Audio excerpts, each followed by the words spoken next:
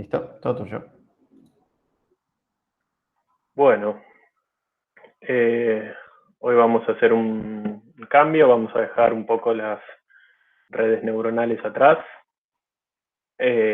por un tiempito. Mañana en realidad ya vamos a retomar un poco el concepto, pero vamos a movernos a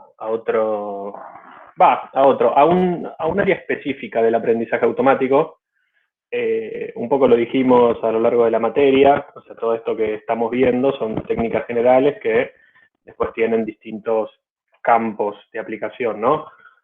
Una de ellas es lo que vamos a ver hoy, que es el procesamiento del lenguaje natural, pero también hay otras como por ejemplo el procesamiento de imágenes, que es algo que también vamos a, por suerte, a trabajar a ver un poco en la materia e incluso a tener un gran invitado que les tire la posta de eso. Pero bueno, hay otros también, ¿no? Está el procesamiento del habla, está la salud, la educación, hay un montón donde cada lugar tiene sus propias técnicas y sus propios contextos. Pero bueno, dentro de ellos, por lo menos en mi experiencia, el procesamiento del lenguaje natural es uno que es bastante amplio, es bastante popular, está teniendo un muy buen momento. Y bueno, me parece que está bueno darles una introducción a esto. Va a ser una introducción de 2 clases, o sea, esta y el martes que viene, por lo cual no va a ser ni mucho, pero tampoco poco. O sea, vamos a llegar a ver en bastante profundidad técnicas que eran el estado del arte hasta hace 2 o 3 años, que eso es mucho decir. Así que, bueno, nada, cualquier cosa, ya saben, pregunten. Yo particularmente me dedico, bueno, mucho de mi trabajo está relacionado a esto, también otros profes acá de la materia, así que si tienen dudas o más consultas al respecto, pueden hacerlas tranquilos. Así que empecemos. Bueno, la abreviatura puede ser PLN en español, procesamiento de lenguaje natural, o más comúnmente se lo conoce como NLP, que es lo mismo, pero en inglés. Es un campo, como les dije, dentro del aprendizaje automático, la inteligencia artificial, que se dedica a procesar y entender el lenguaje humano, concretamente el escrito, ¿sí? Porque uno puede entender que el lenguaje humano es la voz, o es no sé, las señas, o la pintura, no sé, pero acá vamos a estar hablando del texto escrito. Tiene sus orígenes en la década del 50. Otra vez, ya dijimos un poco en la materia, muchas de las teorías y conceptos que vemos acá en realidad no son tan nuevos, sino que explotaron ahora, pero vienen de antes. Algunas aplicaciones del procesamiento del lenguaje, traducciones automáticas, muchos de nosotros seguramente para entender textos o para hablar con otras personas hemos usado Google Translate. Eso por detrás tiene técnicas, modelos de NLP. Modelado de tópicos es otra técnica muy, muy famosa o muy frecuente, desarrollada por Andrew Ng, que tal vez le suena. No la vamos a ver en la materia, pero básicamente lo que hace es, dado un texto, intentar inferir automáticamente de qué habla, ¿no? Si habla de economía, de deporte, de lo que sea, de lo que un tópico signifique para nosotros, que eso también es una discusión aparte. Otra cosa para que se lo usa es, por ejemplo, para clasificación de texto. Un ejemplo muy famoso es el sentiment analysis, tal vez lo escucharon hablar, es dado una oración, un texto, un párrafo, lo que sea, decir cuál es el sentimiento de ese texto, si es algo positivo, si es algo negativo, si es neutro, o incluso la emoción de ese texto, si es un texto triste, si está un texto alegre, enojado, etc. Y todo lo que entre dentro de clasificación, ¿no? Porque, de nuevo, clasificar también puede ser con lo que nosotros querramos clasificar el texto, también puede ser de qué está hablando, de a qué comunidad pertenece ese texto, de qué ideología es, etc. Generación de texto. Hoy en día hay incluso películas en YouTube, pueden encontrar escritas por modelos de aprendizaje automático, Son un poco delirantes, pero si las leen, están bien escritas, ¿no? O sea, parecería que fue escrito por alguien bajo los efectos del LSD o de algún otro algún otro alucinógeno, pero está bien escrito. O sea, no tiene errores, tiene una cronología, etcétera. También se pueden hacer, por ejemplo, modelos que escriban como, no sé, Vargas Llosa. Uno le da todos los libros de Vargas Llosa a un modelo y te tira un cuento con el estilo de él y más. Estas son algunas de las aplicaciones, existen muchas más, pero bueno, para tirarles un panorama. Hay distintas formas, ¿no?, de encarar el procesamiento del lenguaje. Cada enfoque tiene su particularidad, sus ventajas y desventajas. Uno es, por ejemplo, el que se conoce como basado en reglas. Por ejemplo, las expresiones regulares. Habrán escuchado en otras materias lo que es una expresión regular o tal vez incluso lo usaron en sus trabajos. Una expresión regular es básicamente con una serie de chirimbolos que uno siempre googlea porque nunca te lo acordás.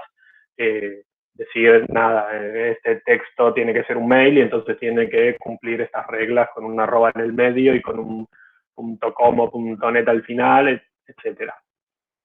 Y eso lo decís con un par de reglas. Se usa también, por ejemplo, para validar formularios muchas veces. Gramáticas libres de contexto, eso lo vamos a ver un poquito más adelante. Bueno, modelos probabilísticos o machine learning, eso es lo que estuvimos viendo hasta ahora. Clasificadores, maximizar el likelihood, nada, técnicas de machine learning clásico como estuvimos viendo en la materia.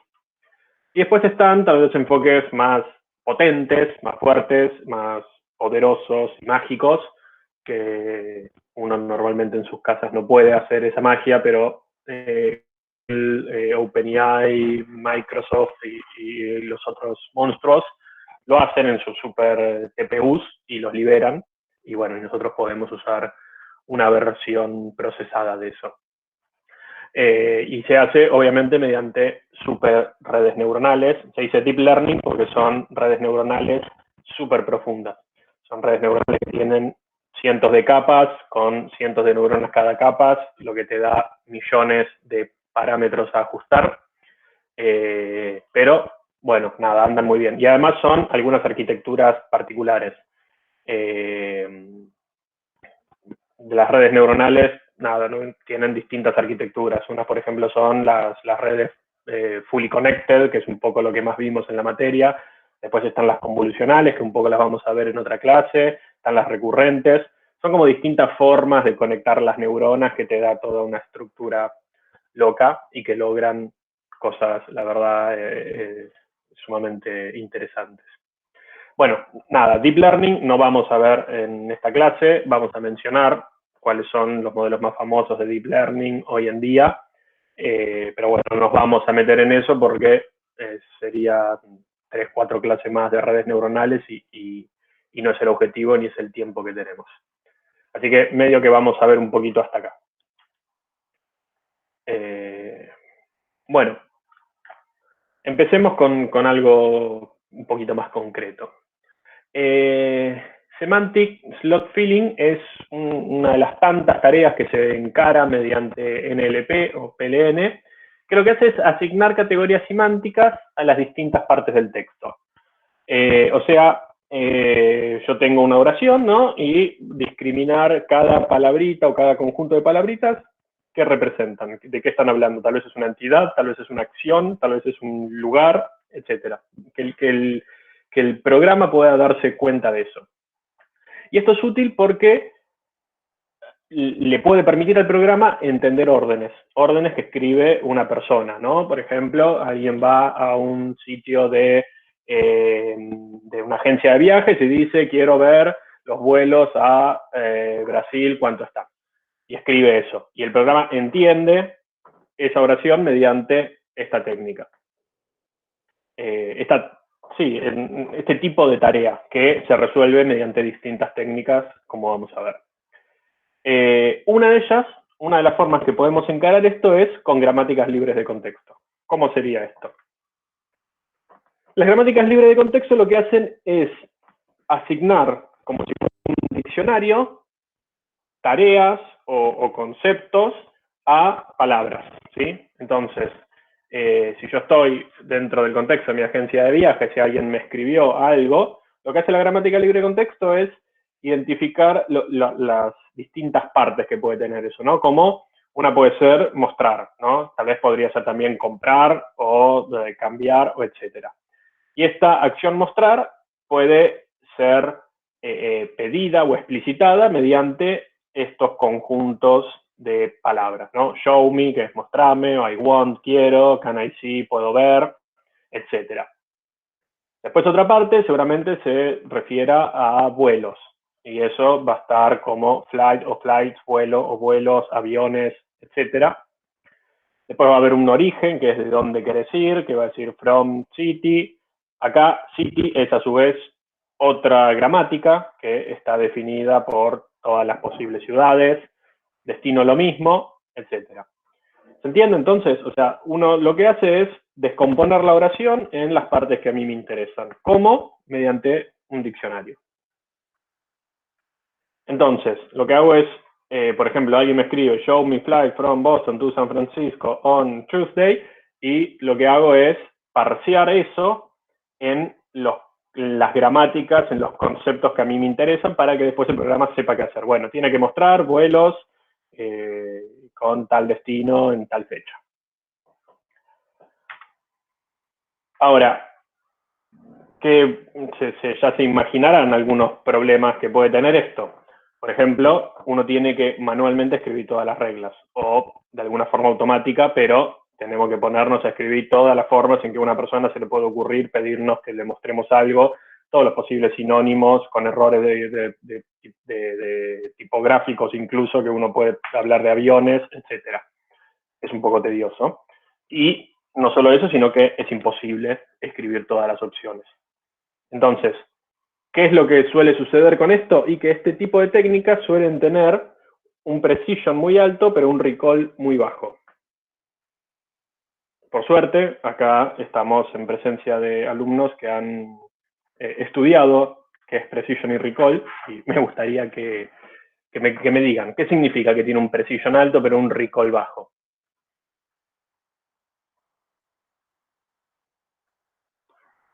Que cuando interpreta casi nunca se equivoca, pero la mayoría de las veces, digamos, no podría encontrar qué tiene que hacer. Bien, sí, exacto. ¿Alguien más dijo algo? A ver, Sí, acá Lucas en el chat dice, precision es cuando te dan un resultado y seguramente sea así, y recall es la recolección. recolección. En realidad, sí, a ver, creo que le falta no de datos, sino de casos positivos. La precision habla de la pureza, ¿no? De cuando alguien dice que es positivo, es de verdad positivo. Y recall es que te estés perdiendo de positivos. Tener un bajo recall quiere decir que te estás perdiendo de los positivos que deberías tener. Claro, exacto. Y lo que dijo, no sé quién fue, pero que lo dijo hablándolo, también lo explicó bastante bien. Un alto precision sería que lo que predice, lo que cataloga como destino o lo que sea, está bien hecho, pero tiene muchos falsos negativos, es decir, se le escapan muchos. ¿Por qué? Justamente porque es casi imposible escribir todas las posibles opciones. Entonces, cuando alguien escribe show me, lo va a encontrar perfecto, pero alguien te va a escribir give me, no lo tenés, y pum, se te escapó. Entonces, bueno, estas son las virtudes y no virtudes de hacerlo mediante una gramática libre de contexto. Ahora, nosotros podemos decir, bueno, esto mismo, quiero, en vez de hacerlo con una gramática libre de contexto, hagámoslo mediante Machine Learning. Para eso estamos en esta materia. Bueno, para eso necesitamos, como ya todos sabemos, un corpus de entrenamiento que tenga tagueado para cada set de palabras su categoría semántica. Entonces yo tengo que tener un montón de frases que estén tagueadas, que me diga, esto es el origen, esto es el destino, esto es la fecha. Además de eso, voy a, como todo proceso de Machine Learning, voy a tener que hacer un proceso de ingeniería de features, ¿no? y voy a tener que ver, no sé, tal vez me interesa darme cuenta que si está en mayúscula la primera letra, tal vez es algo útil o no, entonces tal vez lo tengo que pasar a toda minúscula, o tal vez no todo, sino porque los nombres propios, si están en mayúscula, ayudan a identificar. Tal vez me conviene crear nuevos features de cuál es el slot previo y cuál es el siguiente para dar una idea de contexto a cada palabra. Está la palabra en una lista de ciudades, etcétera. O sea, tengo, si bien puedo apoyarme en la magia del Machine Learning, tengo otro trabajo. O sea, si antes me daba vagancia escribir todas las reglas, bueno, ahora voy a tener que hacer un proceso de ingeniería de feature bueno y voy a tener que tener un dataset gigante tagueado. O sea, tampoco es que me ahorro trabajo, ¿no? Trabajo voy a tener igual. Y entonces, una vez que hago todo eso, bueno, ahí sí, entreno mi modelo que maximiza la probabilidad de que una palabra pertenezca a una categoría, ¿no? O sea, nada, en términos probabilísticos esto. Dado una palabra, cuál es el tag, es decir, esto de mostrar o destino o fecha que maximiza la relación con esa palabra. Bueno, nada, tengo que ajustar mi modelo en el corpus de datos y después, a la hora de predecir, lo que va a hacer mi modelo es devolver el tag que más probabilidad tiene cada palabra o conjunto de palabras. Y entonces, una vez que hago eso, se lo paso a mi otro programa, que es el que trabaja y el que dice, ah, esto es lo que querés tomar. Entonces, necesito un corpus de entrenamiento mucho más grande que para mi gramática libre de contexto. Es más, para mi gramática libre de contexto tal vez solo necesito una o dos personas imaginando todas las formas en las que alguien puede pedir. Tal vez usando algún corpus, pero es algo más manual. Igual, perdón, acá ahora me había pasado a Deep Learning. O sea, si yo encaro esto en vez de con Machine Learning, con Deep Learning, necesito más corpus de entrenamiento. O sea, con Machine Learning necesito un corpus grande tagueado. Y con Deep Learning necesito uno más grande todavía. Porque para que Deep Learning haga toda su magia y entrene y tenga suficiente información para ajustar los millones de parámetros que una red neuronal profunda tiene, necesito muchísimos más datos. Pero también la magia de estas redes neuronales profundas hacen que no sea necesario generar feature extra, porque las redes neuronales profundas, esas cosas ya las ven solos, no necesitan ayuda nuestra. Si hay alguna relación entre palabras que están cercanas, mayúsculas, minúsculas, ya lo resuelve todo, se da cuenta de eso y de cosas que a nosotros ni se nos cruzan por la cabeza.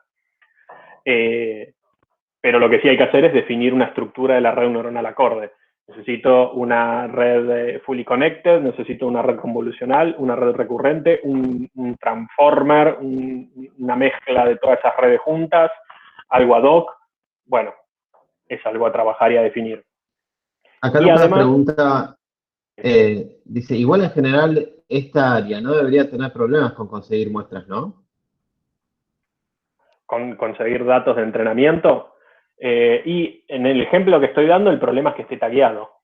Porque, de nuevo, o sea, tal vez la agencia de viajes tiene todo el historial de búsqueda de la gente que hizo ahí, pero ¿quién te taguea eso? ¿Quién te dice cada una de esas búsquedas qué parte corresponde a cada uno de los slots?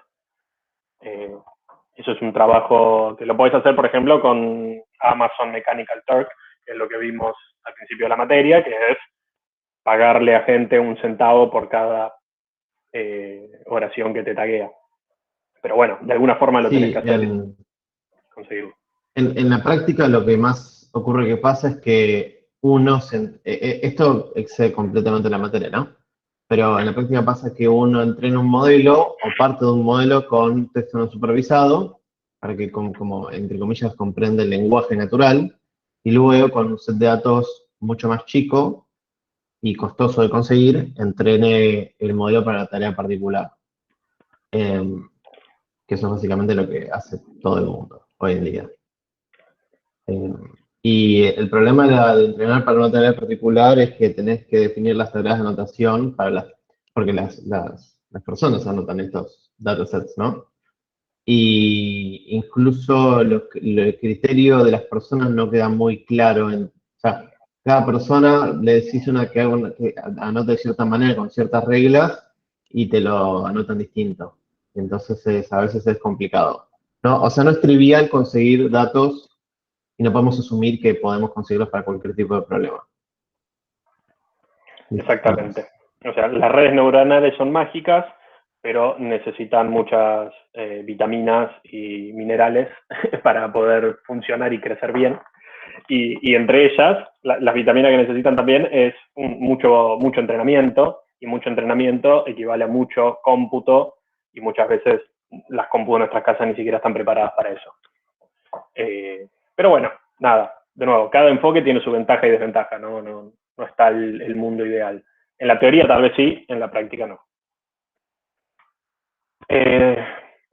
Bueno, como cualquier técnica de Machine Learning, vamos a necesitar un preprocesamiento de nuestros datos. Antes estábamos en el mundo de nuestros datos hermosamente estructurados, en el cual teníamos un Excel, que cada columna era un feature, cada fila una instancia, y todo ordenadito y bien matemático.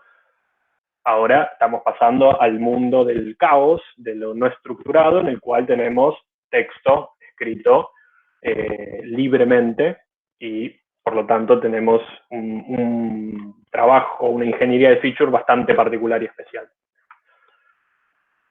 Para empezar, ¿no? ¿Qué es el texto desde un punto de vista computacional? Para mi modelo de Machine Learning, ¿qué es el texto? Porque antes teníamos variables categóricas, variables continuas, etcétera, variables binarias. Ahora tenemos un choclo de texto. Entonces, ¿cómo le explicamos a nuestros modelos que entienden matemática que tenemos un libro para darles?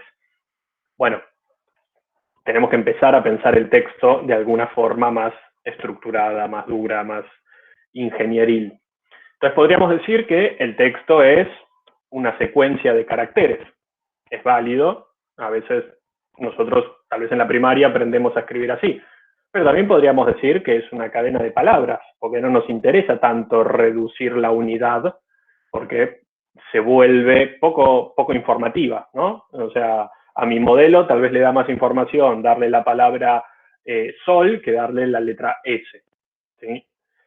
O también podría ser un conjunto de frases e identidades, y nombres de entidades, porque no sé, los conectores no me interesan solo los sustantivos, no las preposiciones.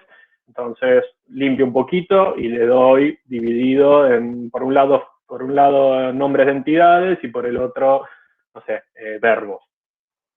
También podrían ser conjuntos de oraciones y párrafos, ¿no? Porque, no sé, cada oración tiene una semántica y está hablando de una cosa en particular y están todas conectadas. Entonces la semántica en realidad reside en la oración y no en la palabra.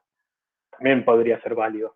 Entonces, tenemos un montón de posibilidades. Hay que elegir una, y bueno, por suerte hay cierto estándar, y en lo que se suele tener como una unidad mínima o suficiente de información, suelen ser las palabras, ¿no? Entonces pensamos al texto como una secuencia de palabras. Bien, como cuando leemos, uno interpreta así, cada unidad de información es cada una de nuestras palabras.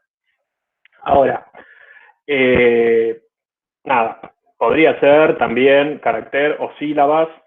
En realidad, en las próximas clases vamos a ver que si dividís un poquito la palabra puede serte útil, pero bueno, como un primer enfoque sencillo, vamos a decir que una palabra contiene la información suficiente y necesaria para nuestros modelos.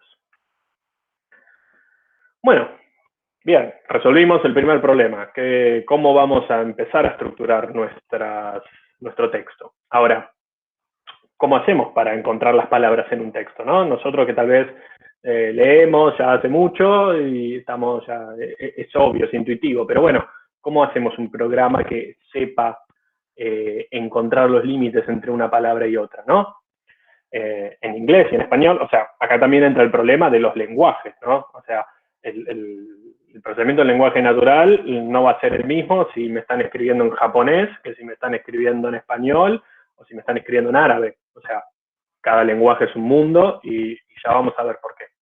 Pero, por ejemplo, en inglés y en español, las palabras podríamos decir que podrían separarse por espacios y puntuaciones, ¿no? Tal vez lo más intuitivo es, bueno, una palabra es cuando hay un espacio, que viene una nueva palabra. Y si hay un punto o una coma, lo mismo. Entonces, bueno, podríamos decir, ¿no? Este ejemplo, que es de Cicerón, un orador romano, que dice, amigos, romanos, compatriotas, préstenme sus orejas. Y si nosotros decimos, bueno, separémoslo con espacios o puntuaciones, queda algo bien. En este ejemplo funciona perfecto, ya está. Esta es la forma. Ahora, como decíamos, ¿no? En otros idiomas esto ya no aplica, ¿no? Por ejemplo, en alemán hay palabras compuestas que se escriben sin espacios. Por ejemplo, Rechtsschutzversicherungsgesellschaften significa compañías de seguro que brindan protección legal. Los alemanes estos son unos genios, no tienen palabras para todo. Pero bueno, acá en alemán, ya esto de los espacios separando palabras no queda tan claro que sea así. Y en japonés, directamente no hay espacios, ¿sí? No usan, eso, no manejan espacios. Pero aún así puede leerse, ¿no? O sea, acá en español, en idiomas medio que descienden un poco del latín, esta regla aplicaría, pero sepamos que no es universal. Entonces, acá entra lo que conocemos como tokenización, que es básicamente lo que estuvimos viendo hasta ahora. Separar un texto en tokens. ¿Qué son tokens? Y por ahora venimos diciendo que son palabras. Pero básicamente es lo que consideremos como unidad útil para el procesamiento semántico. Como vimos hace un par de slides, podrían haber sido, cada token puede ser una oración, puede ser un párrafo, ¿no? Si yo tengo, no sé, toda la Biblia y tengo un montón de texto, bueno, en vez de reducirlo tanto, lo reduzco a párrafos. Podría ser un conjunto de caracteres, podrían ser sílabas, podrían ser los caracteres mismos, pero bueno, como hay muchos enfoques posibles, como concepto general, le vamos a decir token, ¿sí? Entonces, en el mundo más práctico, tenemos varios métodos de tokenización. ¿Qué tokenización es esto? Separar mi texto, estructurarlo un poquito en unidades semánticas que voy a intentar que sean palabras. Entonces, yo puedo usar una tokenización mediante espacios. Y me queda, por ejemplo, en esta frase, this is John text, isn't it? Este es el texto de John, ¿no es cierto? Bueno, acá yo empiezo a tener algunos problemas. Por ejemplo, it y it con signito de interrogación son tokens distintos, pero en realidad tienen el mismo significado. O sea, el signito de pregunta no le cambia sentido a la palabra, le cambia sentido tal vez a la frase, pero no a la palabra. Entonces, acá ya estoy empezando a tener algunos problemas, ¿no? Tengo tokens que a priori parecen ser distintos, pero que en el fondo son lo mismo. Entonces acá, separar mis palabras por espacios y puntos ya no parecería ser tan buena idea. Entonces puedo, bueno, o sea, acá lo tenía solo con espacios, ¿sí? Entonces lo que puedo decir es, bueno, espacios y signos de puntuación, ¿no? Porque así lo que voy a hacer es, bueno, las comas, los apóstrofes y los signos de interrogación entran dentro de la puntuación, ¿no? Entonces ahora es, bueno, ya está. It y it con signo de interrogación no están. Ese problema ya lo resolví. Pero tengo uno nuevo. Tengo nuevos tokens que no significan nada. O sea, ahora me quedó el token S, me quedó el token isn't y me quedó el token T, que no son muy informativos, no estoy obteniendo una palabra. Acá tengo un carácter, acá tengo otro y acá tengo algo que no es nada, por sí solo, por la cuestión esta de las abreviaturas de inglés. Así que espacios y puntuación sigue teniendo sus fallas.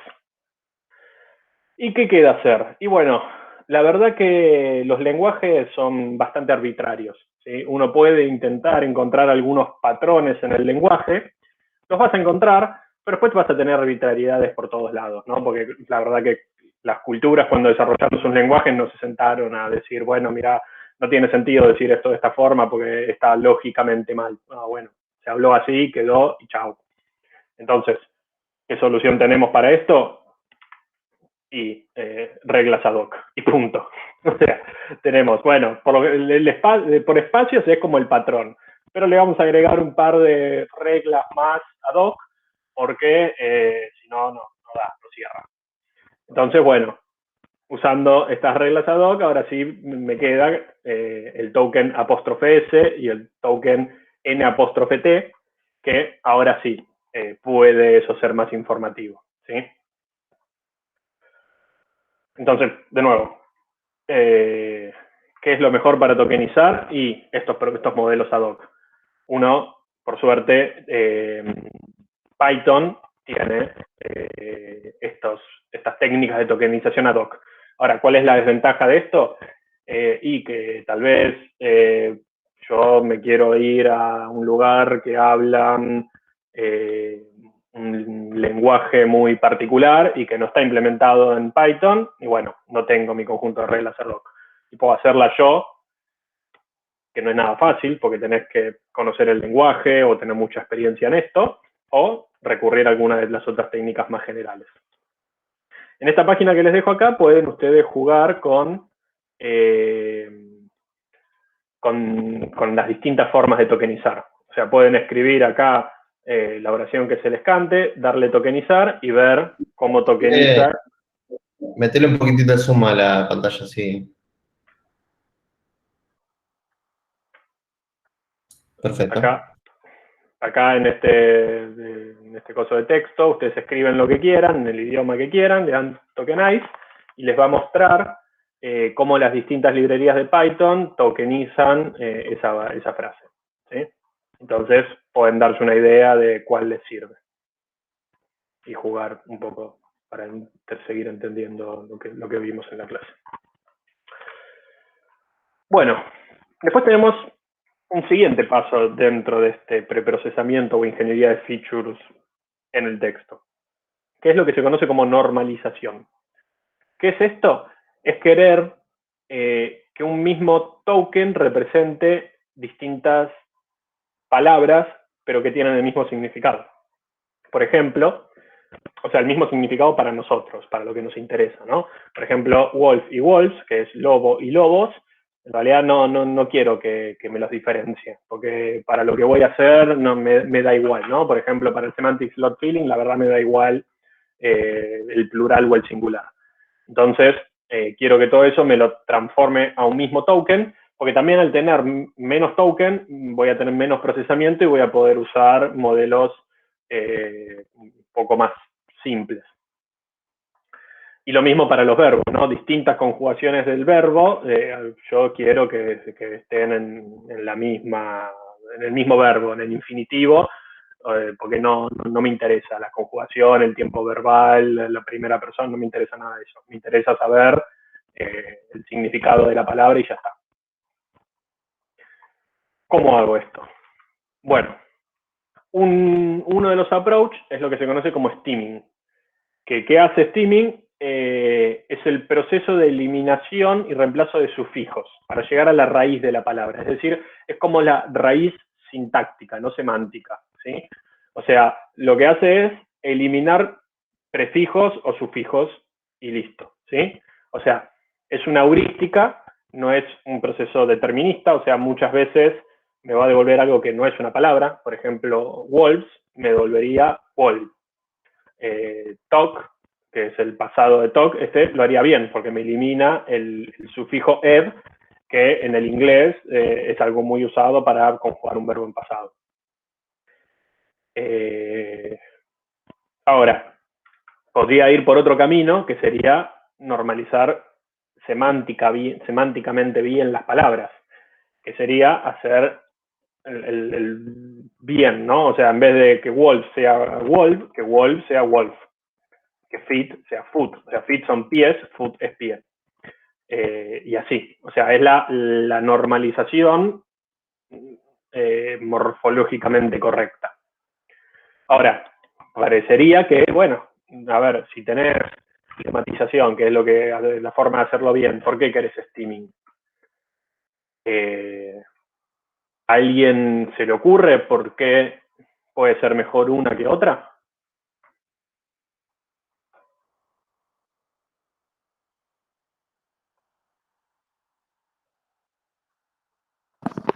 Puede ser porque si está escrita mal la palabra, la segunda no la reconoce.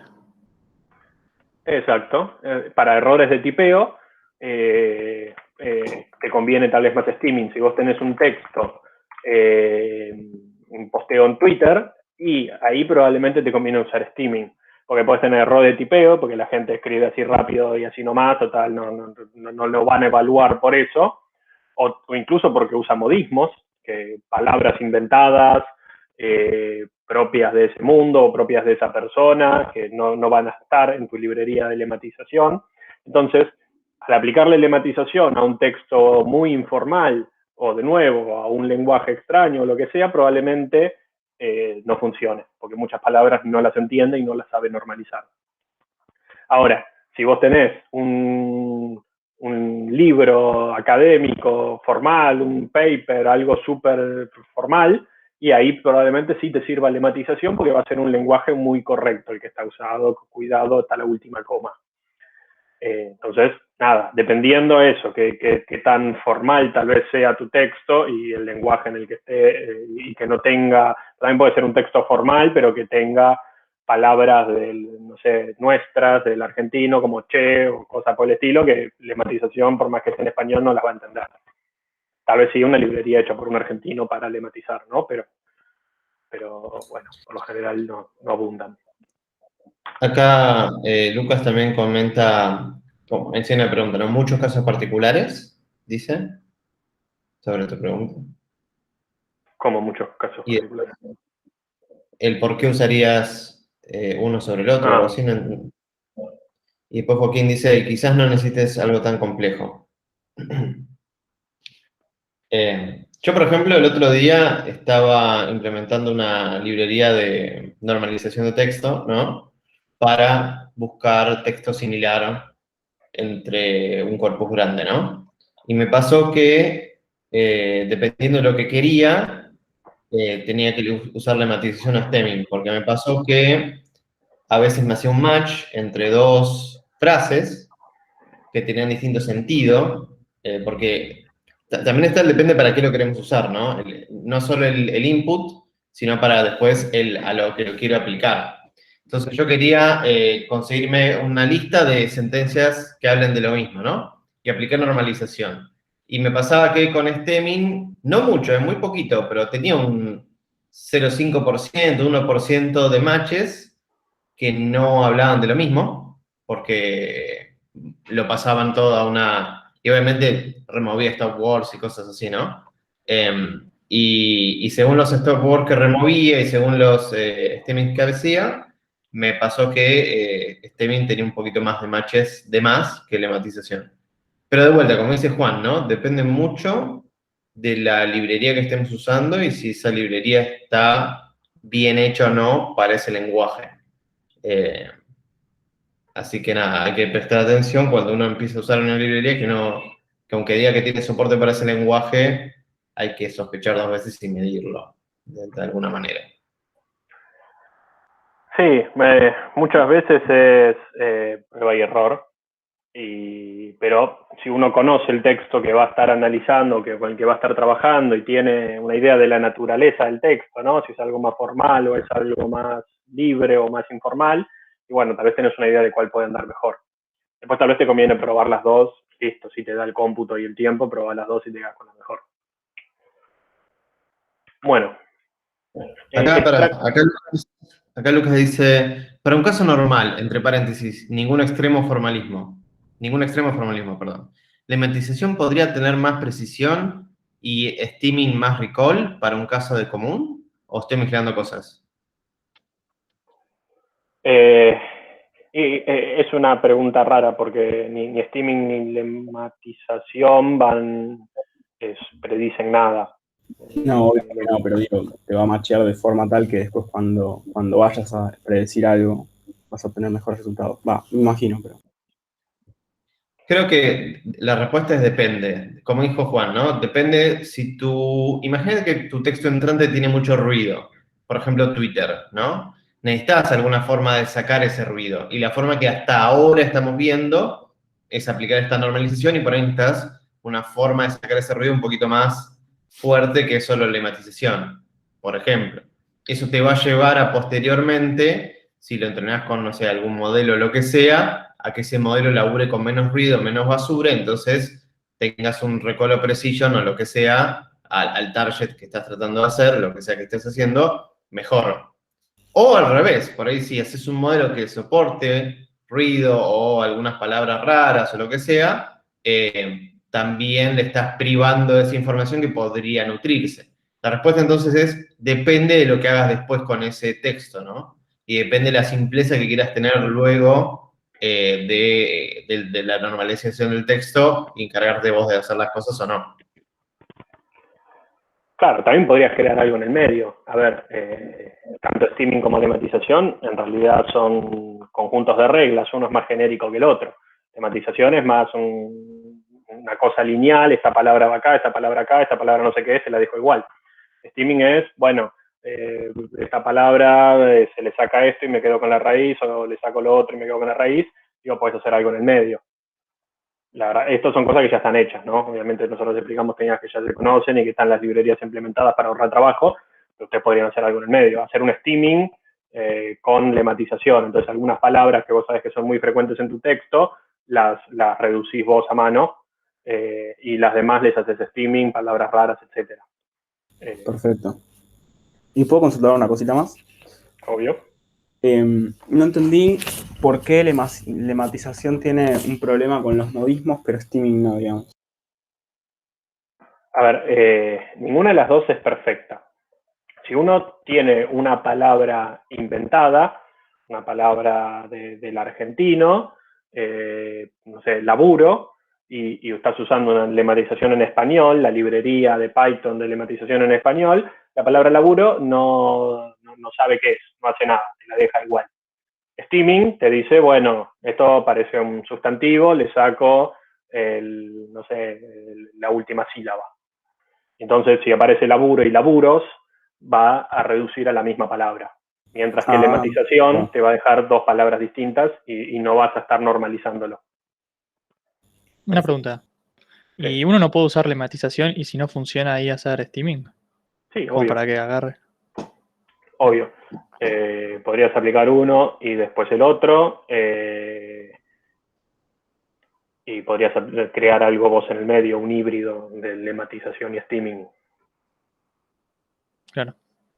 Igual en el caso tuyo, Juan, dijiste recién, si el que implementó la librería de lematización define como laburo parte del vocabulario, convertiría laburo a laburo y laburos, o laburar, o lo que sea, a la palabra laburo.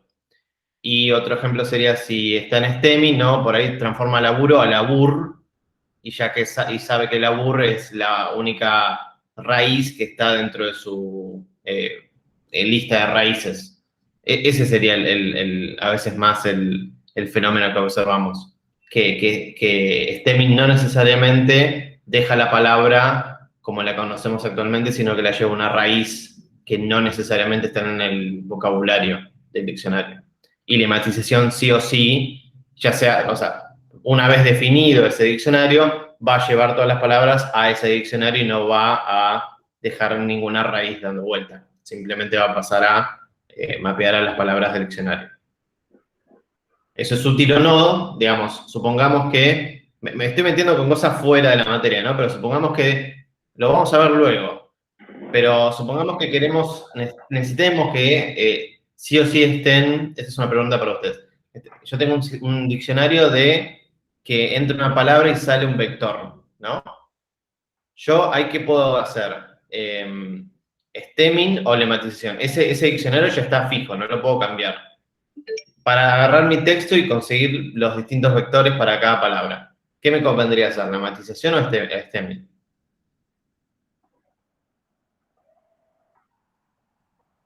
Yo no entendí la pregunta. Ok, si yo te doy a vos, Lucas, un diccionario que dice, bueno, casa tiene este vector, Pepe tiene este vector, ¿no? Palabras del diccionario de la Real Academia Española, les pongo un vector y vos después vas a querer usar un modelo que use esos vectores, ¿no? Pero estás laburando con un libro, ¿no? ¿Qué normalización aplicarías para pasar de... Lemmatization. Lematización, correcto. ¿Y qué otra cosa podrías hacer si, por ejemplo, querés laburar con Twitter y tenés la posibilidad de cambiar el diccionario que tenemos? Es como, es otro truco, ¿no? Porque en realidad nunca es que nunca vas a poder usar una o la otra, puedes siempre dar la vuelta. Bueno, el truco, para no sacarle de tiempo a Juan, el truco es, podrías agarrar el diccionario, que tiene palabra clave, hacerle stemming ahí, y entonces tener raíz vector, y entonces aplicar tranquilamente stemming a tu texto, ¿no? Entonces, simplemente elaborando un poco con los datos, podemos aplicar cualquiera de las dos, la mayoría de las veces. Listo. Sí, a ver, si tuviésemos un diccionario infinito de lematización que contempla todas las jergas, todos los modismos y los errores de tipeo, ya está. Pero el tema es que ese es un espacio inabarcable. Entonces, siempre, si trabajamos con texto libre, vamos a tener cosas que se salen de la Real Academia Española. Entonces, lematización, ahí no vas a saber qué hacer, y stemming va a andar un poquito mejor. Pero nosotros podríamos agarrar nuestro texto, sabemos cuáles son las palabras que se van, le hacemos una lematización ad hoc, le agregamos esas palabras que no conoce, y tenemos una lematización suficiente para nuestro texto. Bueno, yéndonos del mundo de la normalización, vamos a lo que se conoce como extracción de información. O sea, es encontrar y entender partes importantes del texto para representarlo en nuestro mundo estructurado de una forma relevante. Para esto lo que queremos es organizar la información en nuestro texto de manera útil y distribuir la información de una forma semánticamente precisa para una computadora. Y un poquito más de esto les va a hablar un poco Sofi, ¿no? Dale. Presento un toque. A ver.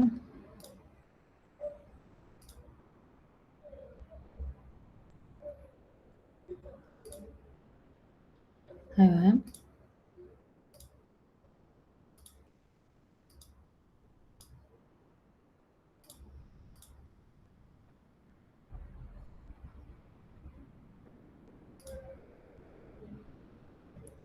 Bien, bueno. Dentro de lo que es extracción de información está esto que se llama Name Entity Recognition, o NER, que lo que hace es reconocer y clasifica el texto en categorías que ya están predefinidas, ¿no? Entonces, extrae del texto información y lo categoriza en distintas categorías que provee, ¿no? Entonces, por ejemplo, si tenemos la frase, Ana se recibió de ingeniera en informática en la carrera UBA, lo que permite hacer NER es poder agarrar y agrupar que Ana es una persona, que ingeniera en informática pertenece a una carrera y que UBA es una universidad. Entonces, esto sirve principalmente cuando queremos hacer, por ejemplo, preguntas concretas sobre el texto que estamos analizando. Por ejemplo, bueno, a ver, ¿qué carreras se mencionaron en este texto que estoy analizando? Y ahí agarra, bueno, ingeniería en informática, si tiene otro texto, por ejemplo, agronomía, bueno, esta carrera. Y sirve como para responder ese tipo de preguntas cuando analizamos nuestro texto. Después hay otro concepto que se llama colocaciones, que son frases que están compuestas por más de una palabra que cuando están unidas tienen un significado distinto a cuando están separadas, ¿no? Por ejemplo, Buenos Aires, tenemos que buenos tiene un significado, Aires tiene otro significado, pero cuando están juntos significan que estamos hablando de una ciudad. Lo mismo como frases que son más coloquiales, como estar en el horno. Frases que cuando la palabra está sola tiene un significado y cuando está todo junto, esa frase tiene un significado distinto que cuando están separadas. Y sirve también para, bueno, estamos analizando el texto y queremos tener como una desambiguación, queremos traducir, y cuando tenemos que traducir un texto y queremos pasar a estar en el horno a algo en inglés, bueno, tenemos que entender que no es literalmente estar en el horno, sino que significa, bueno, estoy en un problema, qué sé yo, y encontrar como esa traducción más adecuada al idioma que estamos traduciendo, ¿no? Lo mismo para generar texto. Y una forma, una heurística, digamos, para ver si es una colocación, este par de palabras, se puede usar el coeficiente de Joule, que lo que hace es dar una palabra W y una X, aplica esta fórmula y encuentra un resultado, ¿no? Entonces, por ejemplo, si A es la cantidad de pares de palabras que contienen a W y a X, B es la cantidad de pares que contienen solo a W, y C es la cantidad de pares que contienen solo a X, y D es la cantidad de pares sin W, sin ni siquiera X. Bueno, da este resultado, y según el resultado que nos da, podemos ver si las palabras, qué tan correlacionadas están, y si puedo determinar que esto es una colocación o no. Y listo, bueno, ahora sigue Juan de vuelta.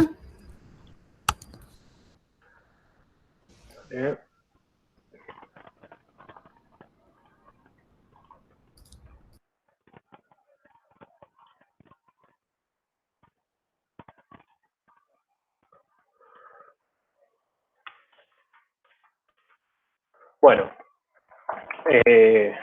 ahora que hicimos un poquito de ingeniería de feature, normalizamos, tokenizamos, extraímos la información, ahora lo que tenemos que hacer también es extraer los features, ¿no? Hacer el feature extraction, que es equivalente a representar nuestro texto matemáticamente, sí, en números, ¿no? En algo que, bueno, ya tenemos nuestros tokens, están normalizados, todo. Ahora, ¿qué hacemos con esto? Porque yo, todo bien, pero no le puedo pasar Hug a mi modelo porque no entiende qué es eso. Entonces, hay que hacer algo más todavía. Bueno, una de las formas clásicas de esto, y la más conocida también, es lo que se conoce como bag of words, se abrevia como BOW, bolsa de palabras, y lo que hace básicamente es contar las ocurrencias de un token en particular en nuestro texto, ¿sí? Entonces, nada, tengo un numerito, una magnitud que me cuantifica cuántas veces está la palabra en mi texto. Listo. ¿Cuál es la motivación de esto? Bueno, buscar palabras distintivas como excelente o decepcionado que al aparecer mucho me digan, y este tal vez es algo positivo o esto tal vez es algo negativo o triste. Entonces, básicamente es, para cada token vamos a tener una columna de características, o sea, un feature. A esto se lo conoce como vectorización del texto. Entonces, por ejemplo, estas 3 frases distintas las voy a representar con 3 vectores distintos. Un vector es esto, un conjunto de números, ¿sí? Lo que antes era nuestra instancia, que la modelábamos como una fila en un Excel con numeritos, ahora es un vector donde cada posición de mi vector corresponde a un token. Y va a tener en cada uno de estos tokens la cantidad de veces que aparece. Entonces, good movie va a tener 1 en good, 1 en movie y 0 en todos los otros. Not a good movie va a tener lo mismo, 1 en estos dos y además 1 en not y 1 en a. Ahora, fíjense que cada vector tienen todos la misma dimensión, todos la misma cantidad, que es la cantidad total de tokens que haya en todo mi corpus de texto. Esto sería un ejemplo visual, o sea, esto se conoce como nube de palabras, donde pongo todas las palabras y el tamaño de cada palabra está relativo a cuántas veces aparece la palabra en mi texto. Esta es una nube de palabras de algo que ustedes, estoy seguro, que conocen y que escucharon un montón de veces. Si ustedes ven esto así, ¿les es fácil identificar o pueden identificar de qué es esta nube de palabras? Sería equivalente a un bag of words para la computadora, esta nube de palabras.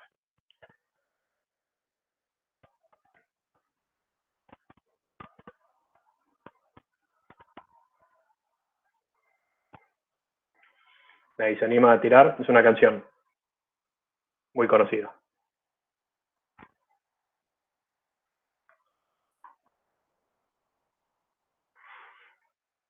Bueno, no importa. Es la canción de Elegante con Bizarrap. Y lo que quería es que seguramente ustedes escucharon la canción un montón de veces porque es una canción que está muy de moda. Ahora, con esta nube de palabras, que lo que hace es algo equivalente para lo que es una computadora, una bag of words, es difícil ver rápidamente qué es esto. ¿Por qué? Y porque tengo gigante palabras como en, como un, como lo, como de, le, o sea, palabras que no me dicen nada. O sea, la verdad que en cualquier texto esas palabras van a estar un montón de veces. Y entonces que me digas que aparece en, que, el, la un montón de veces, no me sirve para nada. Entonces, acá es donde entra un poco la refinación, ¿no? Y el problema de Bag of Words. Primero que perdemos el orden de las palabras, que es lo mismo que nos pasa en la nube, en este gráfico, en una nube de palabras. O sea, nosotros tenemos palabras y sabemos sus magnitudes, pero no sabemos el orden. Por eso también el concepto de bolsa. Ahora, los contadores además no están normalizados, entonces eso puede generar desbalances. Y además la dimensionalidad puede ser gigante. O sea, imagínense, voy a tener un feature por cada token. Por más que yo haya normalizado y haya reducido mi cantidad de token, puede seguir siendo una dimensionalidad monstruosa. Y acuérdense que ese es un problema que siempre queremos evitar lo más posible. Siempre queremos que nuestro set de datos, nuestros features, sean suficientes, me den información, pero no sea una bestialidad de información, porque después genera problemas de overfitting, de entrenamiento, de espacio, etc. Entonces, para solucionar algunos de estos problemas, por ejemplo, que no haya un orden en mis palabras, lo que puedo hacer es empezar a contar de a pares de tokens. Entonces, puedo tener tokens individuales, puedo contar de a 2 tokens, de a 3, 4, etc. Esto se conoce como n-grams. ¿Qué es un n-gram? Un conjunto de tokens en uno solo. Si yo estoy trabajando con un grams, o sea, un unigrams, es lo mismo que lo que veíamos hasta ahora, un token por cada palabra. Ahora, si estoy trabajando con 2 grams, lo que voy a hacer es algunas palabras, o sea, va a haber tokens que sean 2 palabras. Entonces, por ejemplo, voy a tener por un lado el token good y por el otro lado el token movie, pero voy a tener también el token good movie, ¿sí? Que me cambia el sentido. Lo mismo para did y not. O sea, voy a tener un token que es did y un token que es not, y voy a tener el token did not. En inglés, did not es lo contrario, es la negación. O sea, did puede ser hacer, por ejemplo, y did not es no hizo. ¿Sí? En español lo mismo. Muchas veces la negación, lo que hace que el sentido sea completamente opuesto, es una segunda palabra. Entonces, al empezar a usar n-grams, puedo empezar a captar el sentido de eso, tener un poquito de orden y entonces tener un poquito más de semántica. Ahora, ¿qué problema tengo? La dimensionalidad crece más todavía. O sea, ya antes veníamos diciendo, bueno, un token por cada palabra me va a hacer un montón de tokens, porque un texto ya va a tener miles de palabras. Bueno, con n-grams voy a tener más todavía. O sea, voy a tener uno por cada palabra y después más por cada combinación de palabras. Se dispara la dimensionalidad. Entonces acá lo que empezamos a hacer es eliminar algunos n-grams en función de la frecuencia de aparición. ¿Sí? ¿Por qué? Y porque normalmente esta frecuencia está asociada a qué tan informativos son, ¿no? Como si lo viésemos desde un punto de vista de entropía. Si yo tengo algo que todo el tiempo se repite y se repite lo mismo, no me da ninguna información. Ya en la abundancia deja de serme útil. Entonces, n-grams de alta frecuencia, que van a ser por lo general artículos, preposiciones, no nos van a ser útiles, no nos van a dar ninguna semántica, nos van a traer problemas de dimensionalidad. Entonces, lo que vamos a hacer es eliminarlos. A esto se lo conoce también como stop words. Jorge lo mencionó antes. Es como una jerga de NLP que hace referencia a estas palabritas que sirven en el contexto de la lectura, pero en el contexto de representar la semántica de una frase, de un texto o lo que sea, se vuelven más ruido o más ruido que otra cosa. Entonces, estos n-grams de alta frecuencia se suelen eliminar. Y por ejemplo, entonces me quedaría, para el caso anterior, lo que vimos, la canción de elegante, me quedaría ya algo más como esto. Que acá ya, tal vez, si uno se pone a leer, no habría que leer todas las palabras, podría darse cuenta que está hablando de esa canción, ¿no? Si conocemos la canción, etc. Pero lo que quería mostrar es cómo esto ya se volvió más informativo que esto. Mientras que acá me costaba mucho encontrar una palabra que me diga algo, bueno, acá yo tengo palabras como cumbia, que ya me empieza a hablar algo de qué es lo que estoy leyendo. Pero bueno, los engrams de alta frecuencia no son los únicos que se eliminan. Vamos a hacer más limpieza. También están los que son de baja frecuencia, que también no los vamos a querer. Porque los bajas de frecuencia van a ser, por lo general, errores tipográficos o palabras muy raras. ¿Sí? A alguien que usó alguna palabra rara o estrambótica, que al ser usada también muy poquitas veces, también no nos es útil porque puede generar overfitting y puede hacer que el modelo se acuerde de esa palabra para memorizar esa instancia. ¿Sí? Entonces, tampoco vamos a querer engrams de alta frecuencia y también los vamos a eliminar. ¿Y qué vamos a hacer entonces? Nos vamos a quedar con los engrams de frecuencia media. Estos son los buenos, los informativos y los que van a hacer que produzcamos vectores para nuestro texto que sean útiles en términos teóricos y prácticos. Y una refinación de Bag of Words es lo que se conoce como TF-IDF. ¿Qué es esto? Bueno, TF-IDF es porque está separado en dos procesos. Uno es el proceso de TF, que hace referencia a term frequency, frecuencia del término, ¿sí? O engram. De T en el documento D. Acá otra cosa importante también, cuando empezamos a entrenar modelos con texto, se le dice documento a cada uno de mis inputs, a cada una de mis muestras, ¿sí? Lo que antes tal vez era una fila, ahora le vamos a decir documento, porque va a ser un conjunto de texto.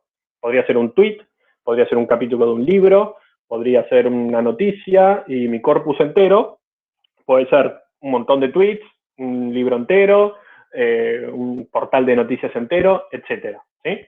Entonces, acá, ven, empieza a haber jerga particular de este mundo. Documento hace referencia a eso. Entonces, la parte TF-IDF, ¿qué es lo que hace? Se fija en la frecuencia del término, ¿no? Entonces, en vez de tener un número que me dice la cantidad de veces que apareció, voy a tener otra cosa. Que, por ejemplo, podría ser un 0 o un 1. O sea, solo me interesa lo binario. Si aparece o no aparece, no me importa cuántas. Otro que es lo que veníamos teniendo hasta ahora, que es cuántas veces aparece. También podríamos tener cuántas veces aparece relativo al total, o sea, relativo a todas las palabras que tengo en mi corpus o en mi documento, cuántas veces aparece esta palabra. Entonces eso me va a dar un numerito más normalizado entre 0 y 1. Y puedo hacer una log normalización, ¿no? Log de cuántas veces aparece, porque muchas veces la escala logarítmica nos da sirve más en los modelos porque, nada, por el crecimiento y por la forma de la función logarítmica. Y después, por otro lado, tengo el IDF. ¿Qué es lo que hace IDF? IDF hace referencia a Inverse Document Frequency, o sea, frecuencia inversa del documento. ¿Qué sería esto? O sea, es esto de acá, pero para explicar esto de acá tengo que empezar por el principio, que es en mi nominador, en el numerador, voy a tener la cantidad total de documentos en el corpus, ¿sí? O sea, si mi corpus son 10.000 tweets, bueno, n va a ser 10.000. Y abajo voy a tener la cantidad de documentos en los que aparece el término, ¿sí? D es el documento en particular, que sería un tweet, mi conjunto de mi corpus de tweets, y T es el engram que estoy viendo. Que de nuevo, engram es token combinados. Entonces, esto va a ser mi IDF. O sea, yo voy a calcular, en vez de números, el TF-IDF de cada token, de cada engram, mediante esta cuenta. ¿Y cuál es la idea de esta cuenta? Bueno, después los multiplica.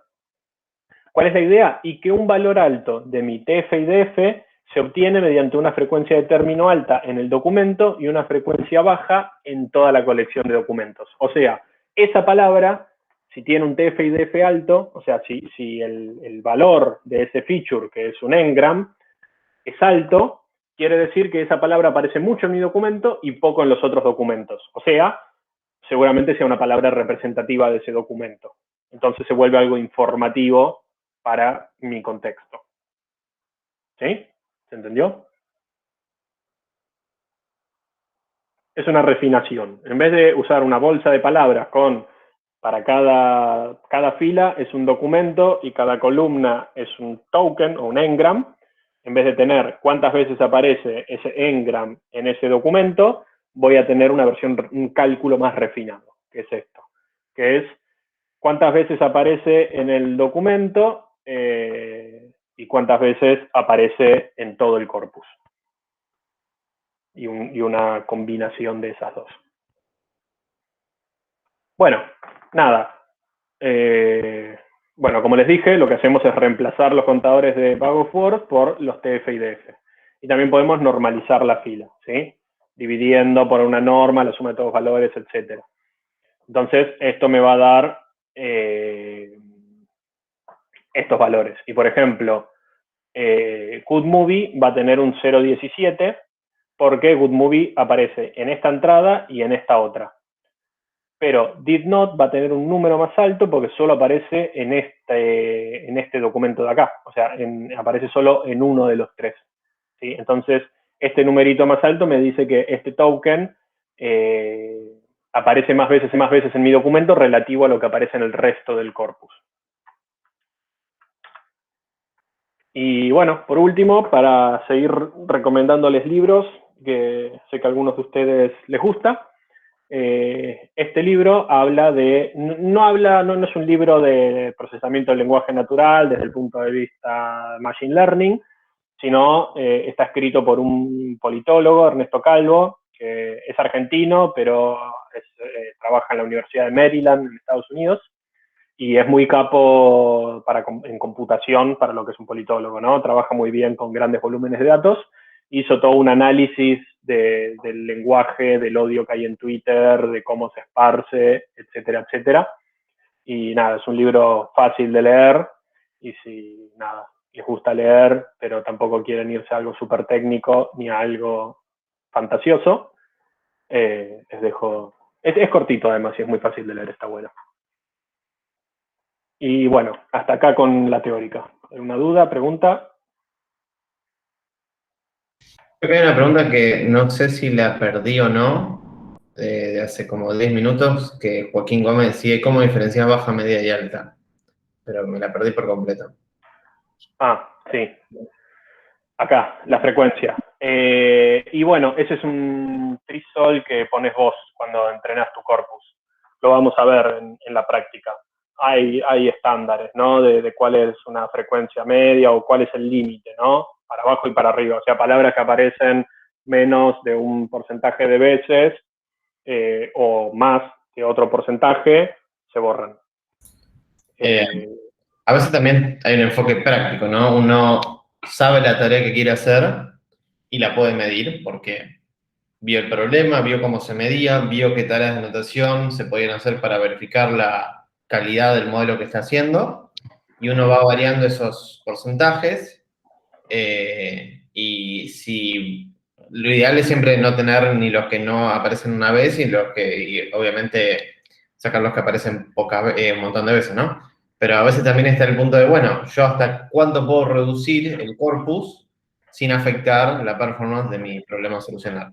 Entonces muchas veces se hace eso de medir cuánto podemos sacar del corpus sin afectar el objetivo final que hacemos. Es un poco más tedioso, pero eso sería como más un trabajo ingenieril o marcado, ¿no? Mientras básicamente el fin justifica los medios.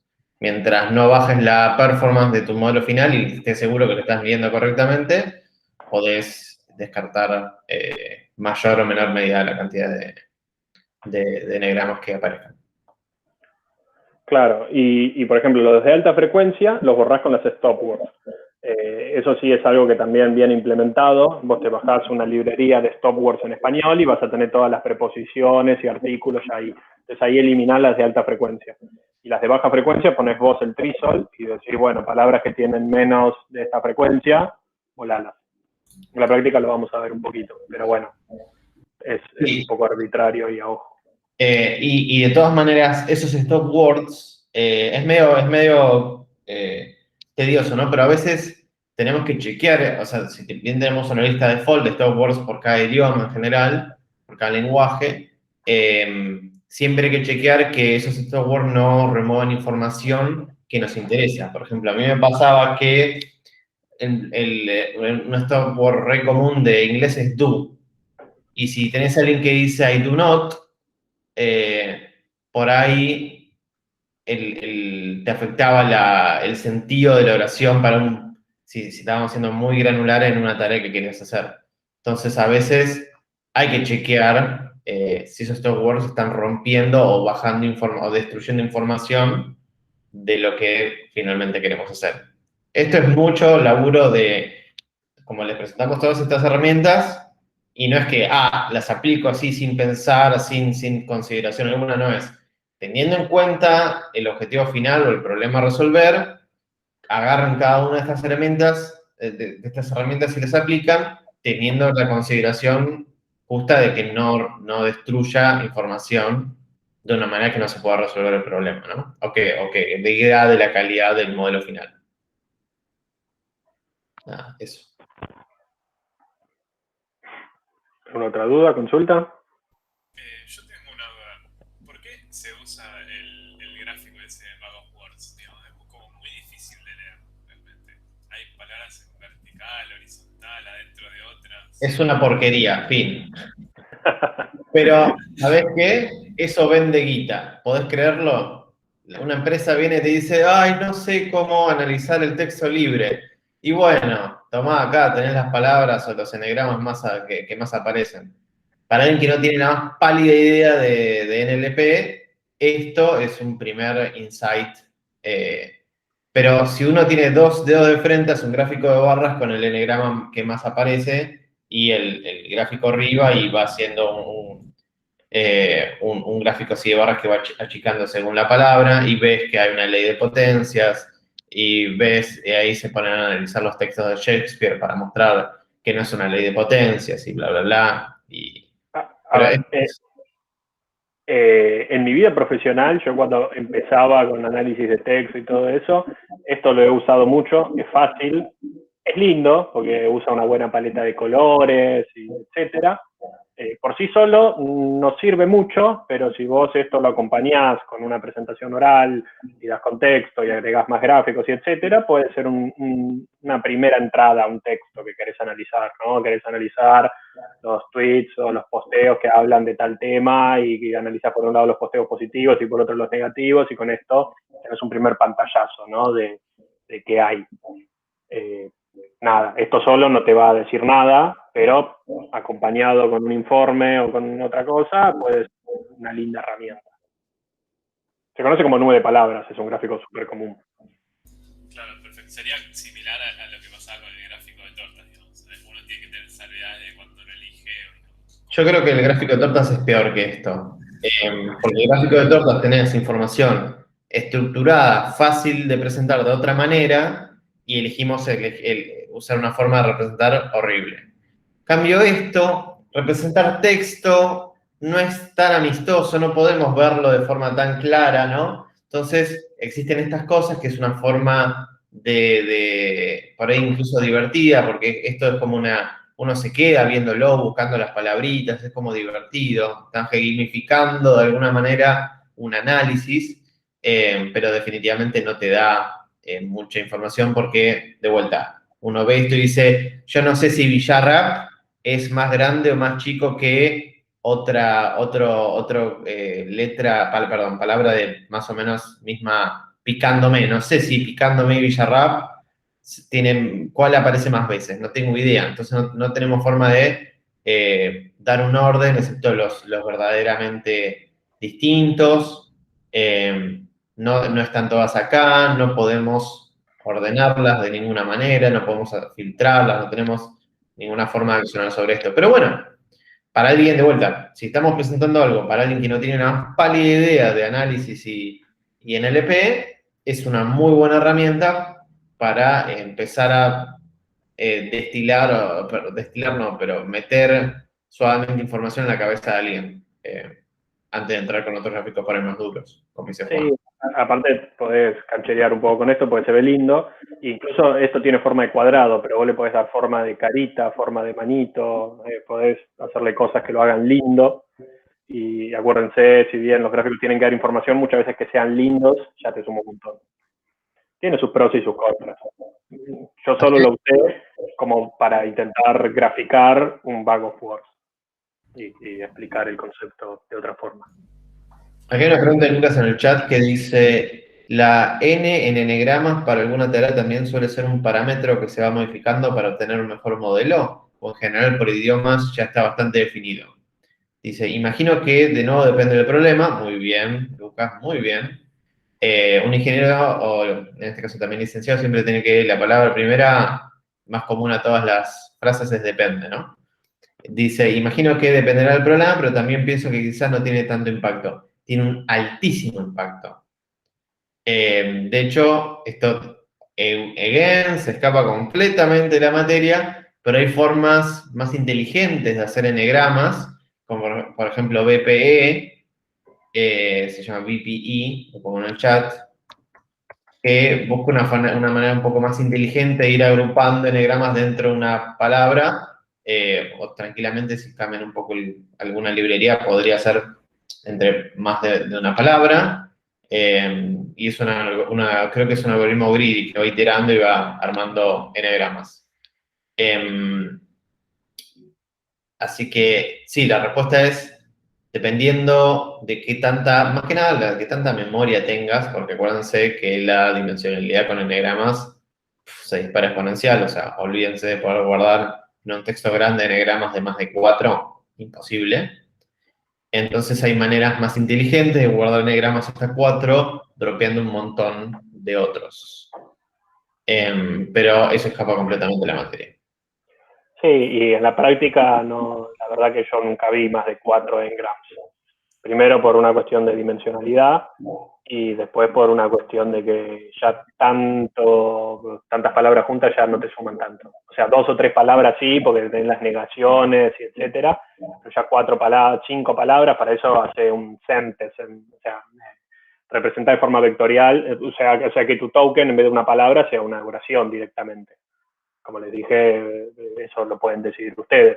Entonces, para tener tokens, que cada token es una palabra, y tener 4 grams, y 5 o 6, bueno, hace que directamente cada token sea una frase o un conjunto de palabras. Claro, claro. Porque encima estás teniendo el problema de que si pones 6, ponele, estás agarrando, capaz eran 2 oraciones diferentes y estás agarrando palabras que capaz no estaban ni cerquita, ¿no? Claro, sí, por eso. Empezás a comprarte otros quilombos que ya no suman, y en la práctica yo nunca vi. Y otra consulta que viene también con lo que dijo Jorge recién, de si vas a poner muchísima n, quizás 4, primero como que se sacan cosas, ¿no? Yo justo venía a preguntar esto, con esto de hacer el análisis de las frecuencias. Yo había pensado, claro, primero hago enegram y después aplico el tema de las frecuencias, pero ahora con lo que dijiste medio como que me perdí. Sí, o sea, primero haces los engrams, descomponés para saber cuántos features vas a tener o sea, los engrams te definen, o sea, primero los tokens y después los engrams, cuántos features vas a tener, cuánta dimensionalidad vas a tener. Entonces, Sí. Después a eso le calculás los valores a esa matriz gigante, en la cual cada columna va a ser uno de tus engrams y cada fila va a ser uno de tus documentos, y ahí calculás los índices mediante bag of words o TF-IDF. Bien, pero en general no se suele usar al revés, ¿no? Porque puedes perder cosas, ok. Es que al revés no lo podés hacer, porque no podés calcular índices de cosas que todavía no tenés. Ah, bueno, claro, pero sería como hacer eso, pero con un enegram de 1 al principio y después aplicar enegram. Capaz, pero no sé. Y no, porque eso te va a modificar todo después.